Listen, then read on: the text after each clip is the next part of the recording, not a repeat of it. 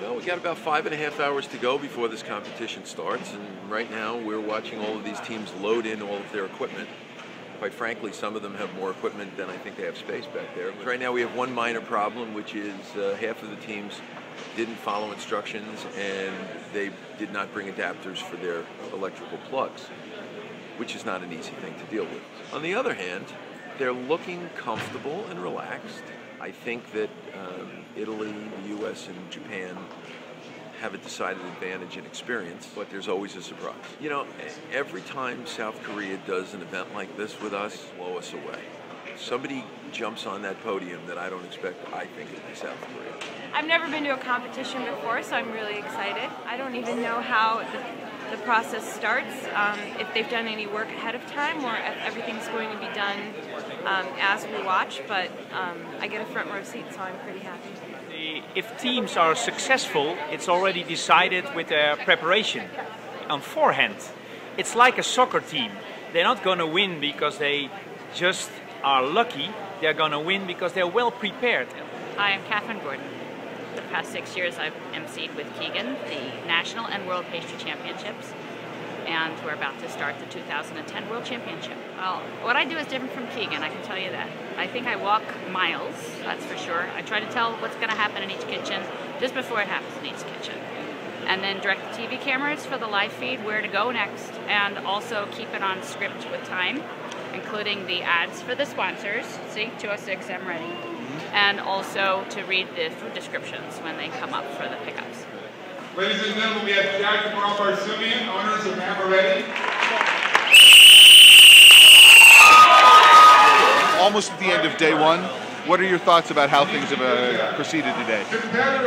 I have to tell you, I'm very, very pleased about this because, number one, all of the teams are demonstrating tremendous poise, sportsmanship. Nobody looks like they're nervous. Nobody looks like they don't know what to do.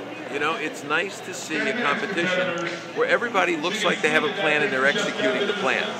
From a personal standpoint, a lot more stressful today than most people would imagine, because behind the scenes there was a minor brownout and the voltage was jumping up and down, and that creates a lot of irregularities with circuit breakers. So the people don't see it, but I'm spending the day like worried that, you know, it doesn't drop too much. Looks like we got through it beautifully.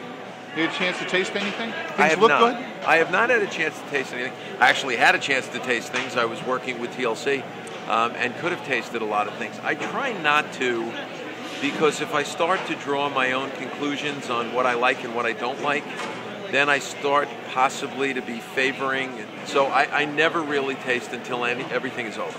So we're here again with John Uher. He's photographing bonbons this morning. What are your thoughts so far? You've photographed a couple of teams.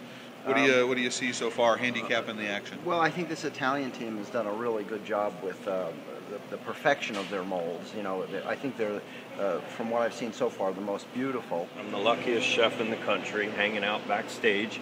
As soon as Dessert Professional takes a shot, we get to take a shot and get an up-close look at all the entremets. It's a very cool place to be.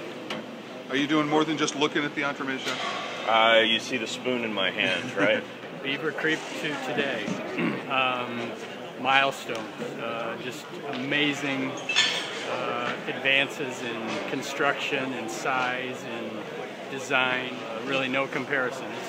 It's really invigorating too, and also exciting to see how we've progressed over the years. Back then, a 4-foot-tall, very elegant centerpiece was amazing, but what we're seeing now is just unbelievable. No way to describe what's kind of sitting on these tables now. Incredible stuff. Well, I went into this really upset that France and Belgium weren't here, because I thought that it wouldn't be as representative of a World Championship as I would have liked, and I still want France and Belgium and respect them highly, but the work here is as impressive or more impressive than any event I've ever done. So I think Italy has reached the world stage. I think that South Korea, I can't speak for flavor, but on a visual medium, blew me away. I think that Japan for the first time in my event, hit on all cylinders. I really think they hit on all cylinders. I don't taste, but I just think that those showpieces, the more you look at the sugar showpiece, the more incredible it is. It's absolutely incredible. And then you even look at a team like United Kingdom. The showpiece is so entertaining. And the sugar piece, I'm so sorry it broke. I mean, it's been amazing. And then a newcomer like Denmark is exciting, and a newcomer like Singapore. Singapore, I don't think the kids were in their early 20s. You know, they're going to come back.